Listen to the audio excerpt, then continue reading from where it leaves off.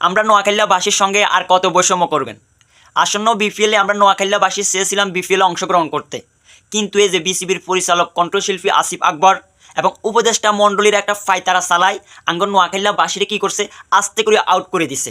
মানে কোনো নির্দিষ্ট কারণ ছাড়া যে বিপিএল থেকে আঙ্গন নোয়াখালীর নাম আস্তে করে তারা কাড়ে দিছে। এই যে বিসিবির পরিচালক কণ্ঠশিল্পী আসিফ আকবর এবং উপদেষ্টা পরিষদের আসিফ মাহমুদ সজীব ভুঁইয়া, তারা সবাই কিন্তু এই যে কুমিল্লার।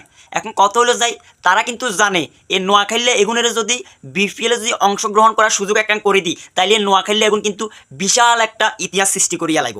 মানে দেখেন, বাংলাদেশে 8টি বিভাগ আছে, এই 8টি বিভাগের মধ্যে অনেক বিভাগ কিন্তু সাহসও করে নাই যে বিপিএলে অংশগ্রহণ করব, কিন্তু আমরা নোয়াখালীরা কী করলাম, সাহস করছি, আগ্রহ দেখালাম, ফ্র্যাঞ্চাইজির আবেদনও করছি। ফ্র্যাঞ্চাইজির জন্য আমরা আবেদনও করছি।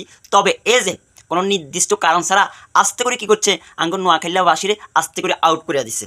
এখন আঙ্গন নোয়াখালীবাসীর সঙ্গে আর কত আপনারা মানে এই যে বৈষম্য করবেন? আমরা নোয়াখালীবাসী কি এত অবহেলিত হয়ে গেলাম, যেখানে বাংলাদেশের মধ্যে আমরা শিষ্যধনী জ্ঞানীগুণী সব কিছু আঙ্গন নোয়াখালীর ভিতর আছে। এখন আপনাদের ক্ষমতা আছে, এই জন্য কী করতেছেন, আঙ্গন নোয়াখালীবাসীর সঙ্গে আপনারা কী করতেছেন, মানে একটা বৈষম্য সৃষ্টি করতেছেন। আমরা আগে থেকে জানি যে যখন কণ্ঠশিল্পী আসিফ আকবর যখন বিসিবির পরিচালক হলো, উপদেষ্টা মণ্ডলীর মধ্যে কুমিল্লার লোকজন আছে, সেখানে আমরা নোয়াখালীর মানুষ কিন্তু স্থান হাইতান না। এই যে কোনো নির্দিষ্ট কারণ ছাড়া আমরা নোয়াখালীবাসীরা কী করছেন, আস্তে করে বিপিএল থেকে আউট করে দিচ্ছেন। কোনো সমস্যা নাই, আমরা নোয়াখালীবাসী রাজপথে নামুম, আমরা বিভাগও নিমু, আমরা বিপিএলে অংশগ্রহণ করুম। এক কথায় আমরা বিপিএলে অংশগ্রহণ করব। আমাদের যতদিন পর্যন্ত ইউনাইটেড স্টেটস অফ নোয়াখালীরে এই যে বিভাগ ঘোষণা করতো না, অতদিন পর্যন্ত বৃহত্তর নোয়াখালীবাসী কী করব, রাজপথে থাকব। আমাদের এই সংগ্রাম, এই লড়াই আমরা জিতব। আমরা নোয়াখালীবাসী কোথাও আমরা কি করি নাই, কোথাও আমরা হারি নাই, কোথাও আমরা কি হালো ছাড়ি না। আমাদের অধিকার আদায় করার পর্যন্ত আমরা কিন্তু ইনশাল্লাহ আমরা রাজপথে নামবো। অলরেডি নোয়াখালীকে বিভাগ করার দাবিতে যে একটা গুঞ্জন, এর তোপের মুখে কিন্তু কুমিল্লাবাসী হারা গেছে।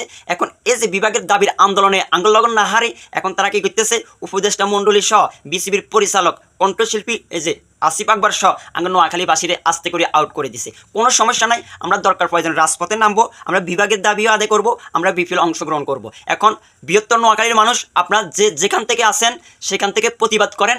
এবং এই যে গত কিছুদিন আগেও কণ্ঠশিল্পী আসিফ আকবর ছিল কোথার, সবার ছিল। এখন কিন্তু কণ্ঠশিল্পী আসিফ আকবর আর সবার নাই, সে কুমিল্লার কৃতি সন্তান। সে বলছে কি বিশ্বরোড বন্ধ করে দিব।